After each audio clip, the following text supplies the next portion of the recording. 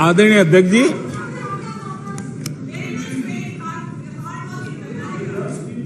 विपक्ष के हमारे साथियों को दिखास की, छपास की बहुत इच्छा रहती है, पर स्वाभाविक है। लेकिन आप ये मत भूलिए कि देश भी आपको देख रहा है। आपके एक एक शब्द को देश गौर से सुन रहा है। लेकिन हर बार देश को आपने निराशा के सिवाय कुछ नहीं दिया है। और विपक्ष के रवैये पर भी मैं कहूंगा, जिनके खुद के वही खाते बिगड़े हुए हैं, जिनके वही खाते खुद के बिगड़े हुए हैं, वो भी हमसे हमारा हिसाब लिए फिरते हैं। माननीय अध्यक्ष जी, इस अविश्वास प्रस्ताव में कुछ चीजें तो ऐसी विचित्र नजर आई जो न पहले कभी सुना है, न देखा है, न कभी कल्पना की है। सबसे बड़े विपक्षी दल के नेता को बोलने की सूची में नाम ही नहीं था। और पिछले उदाहरण देखिए आप, 1999 में वाजपेयी सरकार के खिलाफ अविश्वास प्रस्ताव आया। शरद पवार साहब उस समय नेतृत्व कर रहे थे। उन्होंने डिबेट का नेतृत्व किया। 2003 में अटल जी की सरकार थी। सोनिया जी विपक्ष की नेता थी। उन्होंने लीड ली। उन्होंने विस्तार से अविश्वास प्रस्ताव रखा। 2018 में खड़गे जी थे विपक्ष के नेता। उन्होंने प्रोमिनेंटली विषय को आगे बढ़ाया। लेकिन इस बार अधीर बाबू को क्या हाल हो गया। उनकी पार्टी ने उन्हें बोलने का मौका नहीं दिया। ये तो कल अमित भाई ने बहुत जिम्मेवारी के साथ कहा कि भाई अच्छा नहीं लग रहा है, और आपकी उदारता थी कि उनका समय समाप्त हो गया था, तो भी आपने उनको आज मौका दिया। लेकिन गुड़ का गोबर कैसे करना, उसमें ये माहिर है।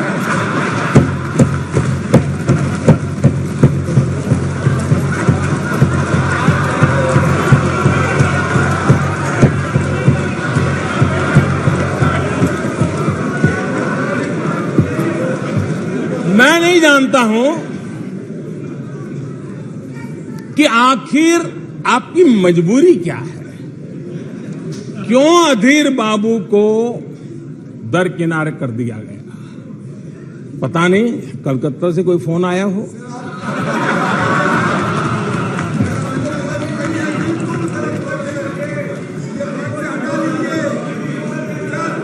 और कांग्रेस बार बार उनका अपमान करती है।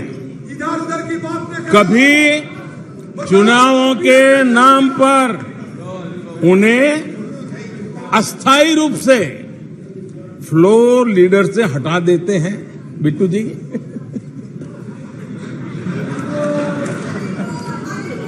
हम अधीर बाबू के प्रति अपनी पूरी संवेदना व्यक्त करते हैं।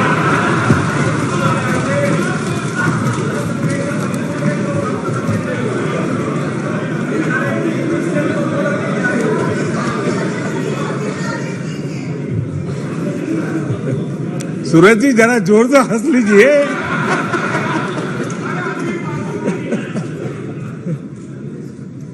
आदरणीय अध्यक्ष जी,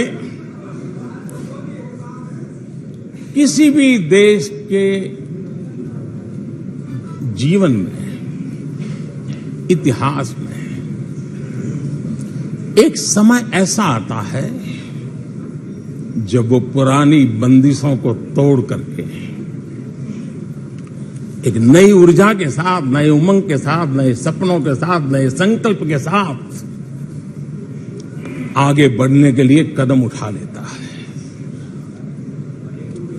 21वीं सदी का ये कालखंड, और मैं बड़ी गंभीरता से इस पवित्र लोकतंत्र के मंदिर में बोल रहा हूं